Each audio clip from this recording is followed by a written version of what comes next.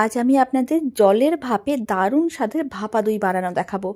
এইভাবে একবার ভাপা দইয়ের রেসিপি বাড়িতে বানিয়ে দেখতে পারেন। একবার যদি এইভাবে ভাপা দই বানানো শিখে যান তাহলে আশা করি দই বানাতে আর একেবারেই অসুবিধা হবে না। আর খেতে তো ভীষণ ভালো হয়, বাড়িতে বানালেই বুঝতে পারবেন। প্রথমে নিতে হবে একটা মিক্সিং বোল আর একটা বড় সাইজের ছাঁকনি। তার মধ্যে প্রায় 250 গ্রামের মতন টক দই দিয়ে এইভাবে রেখে দিতে হবে যাতে জলটা ঝরিয়ে যায়। প্রায় এইভাবে 5 মিনিট রেখে দিচ্ছি। আর এই সময় আমি একটা জিনিস রেডি করে নেব।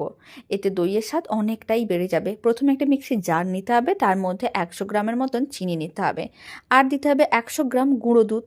এবার এর মধ্যে দিয়ে দিচ্ছি কিছুটা পরিমাণ জল। মেজারিং কাপের হাফ কাপের একটু বেশি জল, মানে যতটা চিনি আর গুঁড়ো দুধ নিয়েছিলাম তার থেকে অল্প একটু বেশি জল দিলাম। ঢাকনা বন্ধ করতে হবে। সমস্ত কিছু একসঙ্গে খুব ভালো করে পেস্ট করতে হবে। সমস্ত কিছুই একসঙ্গে খুব ভালো করে পেস্ট করে নিয়েছিলাম। মিশ্রণটা একেবারেই রেডি। এবার এদিকে 5 মিনিট হয়ে গেছে, দইয়ের এক্সট্রা জলটা ছড়ানো হয়ে গেছে, খুব বেশি টাইমের প্রয়োজন পড়বে না। এইভাবে 5 মিনিটের মতন রেখে দিলেই হবে। তারপরে দইটাকে একটা বড় মিক্সিং বোলের মধ্যে নিয়ে ভালো করে ফেটিয়ে নিতে হবে। দইটাকে প্রায় 2 থেকে 3 মিনিট এইভাবেই ভালো করে ফেটিয়ে নেব। যখন খুব ভালো করে দইটা ফেটানো হয়ে যাবে তখন এর মধ্যে যে মিশ্রণটা আমি রেডি করে রেখেছিলাম, মানে গুঁড়ো দুধ, জল ও চিনি দিয়ে যে পেস্ট করে রেখেছিলাম, সেই মিশ্রণটাই দিয়ে দিতে হবে। আর খুব ভালো করে একসঙ্গে মিশিয়ে নিতে হবে। এইভাবেই সমস্ত কিছু ভালো করে মিশিয়ে নিতে হবে যাতে মিশ্রণটা একেবারেই মসৃণ হয়। কোনো রকম যাতে কোনো জিনিস আলাদা না থাকে, আর সমস্ত কিছু যাতে ভালো করে মিশে যায়। যখনই মিশ্রণটা খুব ভালো করে মিশে যাবে তারপর একটা টিফিন বক্স নিতে হবে। টিফিন বক্সের ওপরে মিশ্রণটা দিয়ে দিতে হবে। অল্প করে একটু পেস্তাকে এইভাবে গ্রেট করে দিতে হবে। আর কয়েকটা কেশর এইভাবে উপরে দিয়ে দিতে হবে। এতে ভাপা দইটা দেখতে অনেক বেশি ভালো লাগবে। পেস্তা ও কেশরটাকে এইভাবে উপরে ভালো করে ছড়িয়ে নেওয়ার পরে টিফিন বক্সের ঢাকনাটা বন্ধ করে দিতে হবে।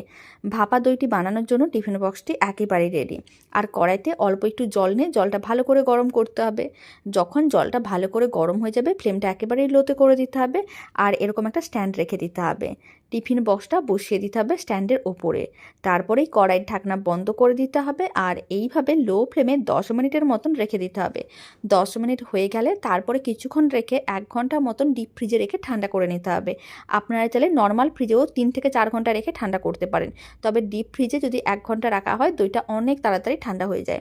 তাই আমি ডিপ ফ্রিজে 1 ঘন্টা রেখে ঠান্ডা করে নিয়েছিলাম। এখন 1 ঘন্টা হয়ে গেছে, টিফিন বক্সটিকে বের করে নিয়েছিলাম।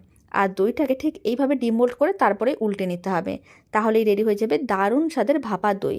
এই দই খেতে এতটাই ভালো হয়, বাড়িতে না বানিয়ে খেলে বুঝতে পারবেন না। আর এই দই খাওয়ার পরে আশা করি আর দোকান থেকে দই কেনার প্রয়োজনও পড়বে না। আপনি আরও বাড়িতে বানিয়ে দেখতে পারেন, খেতে ভীষণ ভালো হয়।